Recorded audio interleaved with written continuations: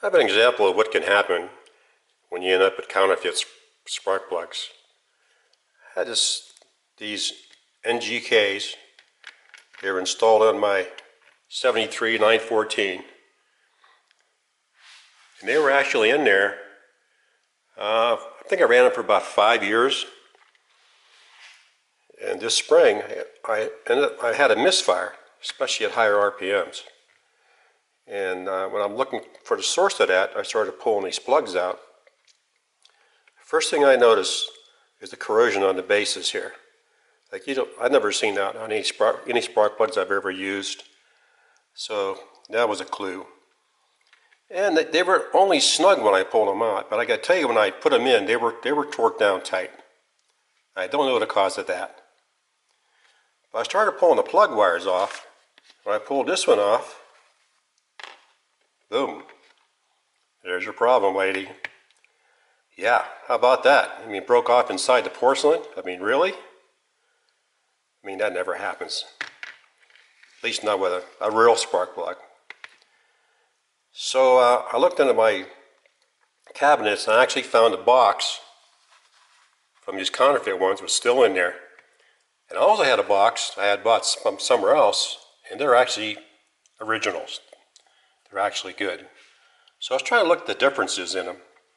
The first thing I noticed, this is the good one, this one here, is that the lettering was much bolder, much darker on the original. The counterfeit is much lighter. Even the numbers, as you can see, this is much darker than this one. So that's one telling thing. You can find out if you got counterfeits. Another thing I noticed is that where the socket fits on, these edges are really sharp on our counterfeits. The real ones are kind of rounded off. So it's another telling mark. And one other thing I noticed, they're marked Japan right on the base, where the originals, right after the word Japan, there's a little round circle with a jagged line through it. Well, the counterfeits don't have that. So that's another telling mark. You know, if you're really trying to find out if you have good ones or not. You know, it's really hard to know, really, if you get junk plugs or not. The boxes, if you look at the boxes, this was it's like faded out.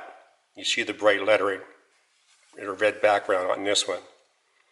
And there's one thing here too. There's an R for registered trademark on the originals, right there. On the knockoffs, there's nothing there. So, you know, these can cause you a lot of problems. This could have broken off like down at the bottom, you know, and ruined the engine. So I had these in there, had no idea they were knockoffs. And I guess I'm lucky that the bottom end didn't fall apart. So, you know, buyer beware. This problem has been really rampant. And everyone's complaining about it, but you know what? No one's going to do anything about it. Just got to watch where you buy them from. Try to get the real thing. Because the junk ones could cause you a lot of grief.